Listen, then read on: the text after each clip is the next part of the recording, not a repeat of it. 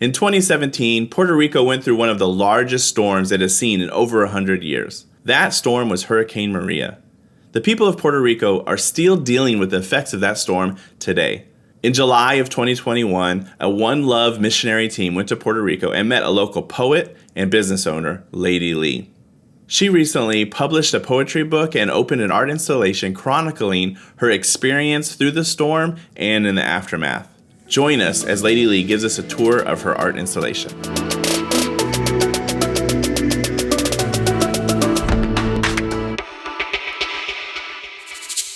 reason I don't have my coffee shop open is because of COVID. So I decided to, since I published a new book, also to turn the coffee shop into a pop-up gallery or an installation for that case, because I couldn't have a book presentation either because of COVID. And so I found the best of both worlds. So it starts with, someone does not want me close to you. I wonder why. Will you reveal to me the truth, or to you will I? And this has to do with people controlling people and not giving them the truth. And if you would just go straight and ask, you would bypass being a puppet or along those lines. This is the book. The book is called Me. It's in 3 parts. We'll go through those 3 parts, and the exhibit is called Pages of Me. The cover of the book is the coqui, which is our national animal, but it's black because it represents the blackout of Hurricane Maria. And a lot of people talk about the human effect of the hurricane, but the fauna was also wiped out. There was no coquis. And if you were born and raised, and you'd never like the idea that you will not hear coqui in your homeland. It's another form of shock, So, but it wasn't just the coquis; it was the bats. There were no ants. The fauna was also wiped out. Wow. So that's what that represents, the coqui. Lonely love lives in empty rooms, clings to the sounds the night has to offer. Dreams to find a silhouette of what is not there. The heart collapses, and the silence of its absence is deafening. But in all that, we have to find, faith. So I become so soft. I become so tender. I move slower so I can see my life take place. Instead of giving, I will surrender. Allow vision to reflect the beauty that I face. There's no bias. There's no gender. When being has its purpose and its praise, there's no pressure in the center. When one is one, the ego is erased. So here I have the symbol of the hurricane to let you know that a hurricane is coming, an opening of the book. And I open it with, I broke my heart so my love can live. And I, just like in the beginning, sometimes to be who we are, the people around us will try to stop us from doing that. But we need to believe in ourselves and follow what God God brought us to do on this planet. But so I say there's nothing softer than to hear nature heal a broken heart. God holds it, forms a work of art, slowly whispers life back into its soul, and like a bird just lets it go. Because healing is a practice of pause. And we can't put, expectations on the healing process. Each poem begins with the infinity symbol and will end with its name. If you see the infinity symbol and the line goes off the page, it's because the poem hasn't finished. It will always finish with its name. Okay? I had a big Puerto Rican flag draped there to cover this part of my coffee shop, but the person who lent it to me took it back for the 4th of July celebrations and will bring it back to me as soon as he can. But I don't have it right now. So you gotta imagine, as soon as you walk through here, there's literally a 15-foot Puerto Rican flag. Okay? After the hurricane, all the trees fell. I was born and raised here in Old San Juan. A lot of people think that I moved here from some other place in the United States, but no. This has been my home since day one, and it will be my last home as well. There's no taking me out of Old San Juan. But after Hurricane Maria, there was a lot of first responders, and they were basically on vacation here. And I stopped one of them, not that they wanted to be, I'm sure, but they were waiting for orders and they couldn't do anything until they got their orders. And I was so frustrated. I went outside my house and I painted the Puerto Rican flag on this fallen tree's roots to let everyone know we may be down, but we're strong. We're still here, and it's been there ever since. And if you want to find it, would be like the fallen tree flag on Google Maps. And one time I was here and someone asked, did you ask Google to do this? I'm like, oh no. And he said that he worked in that division. In order for that to happen, it has to be 500,000 photos uploaded. So it did it all on its own. I was like, wow, this is so cool. Okay, so the book, we start with a black page. The moment the black page shows up, it means lights out. And for hurricane, I've been in my life in Puerto Rico my whole life, so hurricane season is, it's a season. We've lived through them. But this was the darkest hurricane we'd ever went through, or I had ever gone through.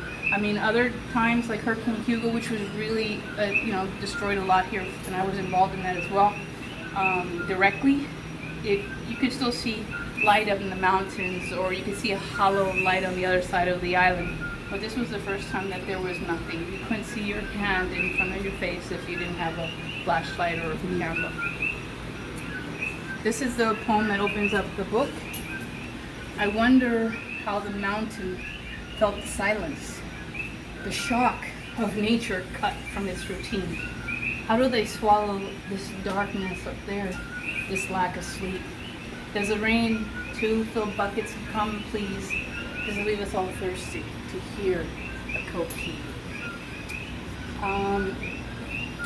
After being, sometimes I can't go through this because it still affects me, but this one here was, the darkness was closing in on us. Is it being so long in the dark is emotional, mental, it's really hard on so many levels. And I painted this because I just wanted to get out of the dark. Because where we're standing now, for example, when I say the darkness was closing in on us, is because mold started growing everywhere, and you had to hold your breath to run in here, get what you needed, and try your best to get out, because you could feel the mold growing in your lungs if you got caught in it. And I have a light here because it also represents the 4,645 lives that could not get out of the dark. The poems are on black pages because the poems were written in the dark, or in a very dark place in my life. So this is, every time I looked at time, I forgot about it. So we come into Hurricane Maria. The blue tarp represents the rain, but also it represents the blue tarps that are still on people's roofs till this day. And the hurricane was in 2017. Here we have the hurricane, and I like to know that the hurricane, there's no colors in hurricanes.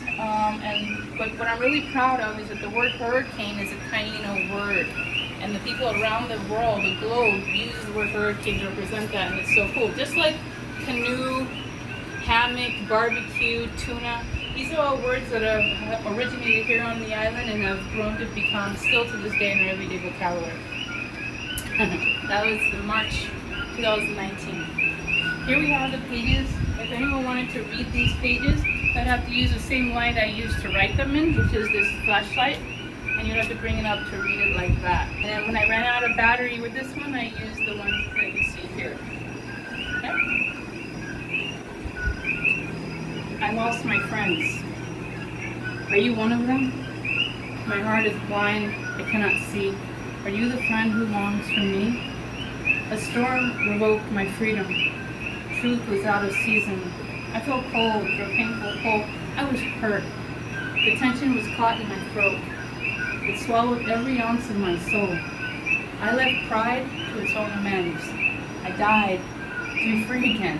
I'm back, but it seems I've lost my friends. And this also represents the people who died, but also the people who left the island. Over here, this one's called the Village Gathering. And the reason why it's really important is because the Hotel Convento, or different places who had generators, allowed the community that was left, it was a very small amount of us, because everyone who had money left, or had the power to, or just was afraid.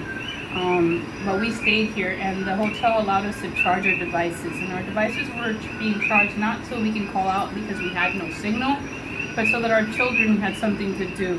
We kept going back, and the conversations were less and less and less, and that turned into anger, stickiness because there's no water to bathe, and the stress of not sleeping. So we basically stopped talking. We already knew the protocol, and we didn't even have masks. It wasn't COVID, but to have a Puerto Rican not say hello, we just stayed away from each other, because if you had nothing nice to say, don't say anything at all. But reality owns a room full of people familiar to our loss, and the empty spaces between our worlds are holding me up, and nothing is dressed in this hollow suit, keeping me company in my words here. I give the tour every now and then. This one can bring most of us still to cry because it's still present. And this is when I remember being in my closet looking for something, holding my breath, when I heard the darkness yelled. I wondered why. The switch was heard. We have light. Once I saw it, I dropped and cried. See, it still happens. Like a baby. Rocked by my sorrow. I have light tonight, though maybe not tomorrow. Because we would get light for 3 days and then it'll go off again for 2 weeks or 3 weeks or a month. And it was this back and forth that really still affected us a lot.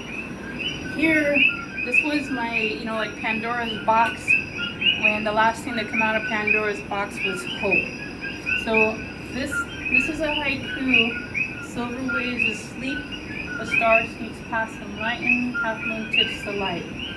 The reason why I say this is my Pandora's box is because I was on the balcony, and I have a fear of heights, like a serious fear of heights, and my daughter as well. And as a mother, I put myself on the edge because we couldn't sleep anywhere else. We had to sleep on the balconies here in Old San Juan, and every night I had to deal with that fear. And a shooting star went by in that darkest night, and it was just so cute. It was like, it made me feel again. And it kind of like skipped and bounced and whatever it was. And I felt my heart again, and I found hope again, because I realized that in this darkness I was losing it. I think that I didn't know what fear was before. I knew what the word meant on paper, but Hurricane Maria taught me what fear is. Because I was afraid. I went everywhere looking for water for my daughter. But I thank God that for, you see here on the floor is a golden cage with black pages, is because the mental illness that this all caused has never been addressed. As soon as the lights were turned on, the Puerto Rican community was just basically get back to work, and we didn't have a break, nor there was no consideration of that either. So we basically packed it all down like a pressure cooker. And I hope that one day we can let those out. We're topping off with COVID, so it's going to be even with that. That's going to affect us, and it's probably going to start coming out even more and more now. And people are going to think it's because of something else, but it's not. It's because this was never addressed. Mm-hmm. But I thank God as a writer, as a poet, that I was able to at least write. So poetry to me was the respite of the soul. In the book, there's a poem about a white blanket, like a blankie. Well, this is my blanket. This is that white blanket. So we come into the last room, which is the light at the end of the tunnel, which is COVID. So time stopped and left me empty, waiting for its return. I paced, paused, thought out loud. I locked everybody out. I slept, read, mourned my dead, caught nightmares above my bed. I tucked one day into the next, ate what's left, covered my breath, decompressed, went above and beyond against the odds while politicians played God with God. Body bags relegated to bric-a-brac, took out the trash, all while trapped with life's map in my hands. I want to go, but I can't. Time has to first come back. And that's COVID-19. On March 15, 2020, COVID lockdown happened here in Puerto Rico. And on that day, I had to go see my aunt in the hospital because she had just had an operation. And they wouldn't let me in to see her. They basically said, you gotta go home. You see, I can't do this. Anyway, when I see in the news people being separated because their loved one had COVID and there's no more, Well, she died that day. And Oh, I'm so sorry. yeah, so I feel. So what I did is I went home and I wrote a lot of letters to her. Some were very angry, but this was one of the more positive ones. And her name is Cookie. So I took out the Dear Cookie and the Love Lady. It's like, Dear Cookie, look how pretty today is, how soft the wind. From here the ocean smiles against the horizon. And the clouds have moved in closer to see the diamond's light reflect the sun. You can define the details in everyone. The world slowed down today, too. On pause to say the innocent clue life perceives lost. Human all. The evidence in each and every one of us, God is in us all. Love. And basically all these have something to do with COVID and time. This was the last one I painted, because all of these are painted by hand. Before I opened on December 8, 2020. So 1,000 words in an empty book. Framed notions of art left on a hook. Notes unable to define a song. People lost where they belong. Sugar-coated grain of salt. A drop of sorrow and a hint of fault. No matter what you do or how you do it, you always wonder how could you have done it better. Because example, after Hurricane Maria, the struggle to keep us business open took so much time that I kept saying, I'll have time for you, I'll have time later. And then I had time, and that's the day she died. Wow, such a touching story. We just want to say thank you to Lady Lee for taking the time to share with us her art installation.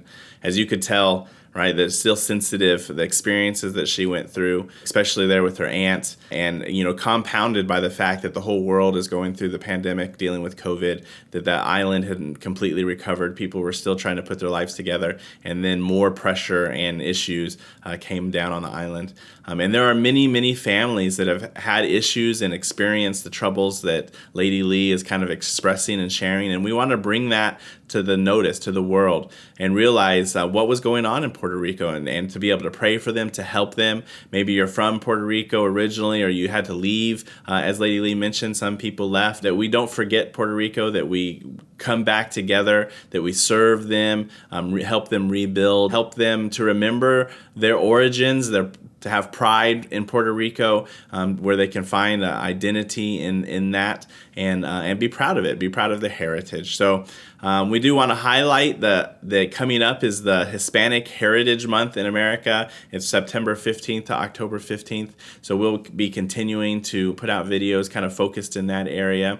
Let us know if you know somebody that had an experience in Puerto Rico, or some things that had happened, maybe that we can highlight. If you have prayer requests or people in Puerto Rico you want us to pray for, just put them down in the comments below. Make sure you like, subscribe, and stick around for more content. And we just want to say, God bless you. And remember, it starts with one, and it starts with you. God bless.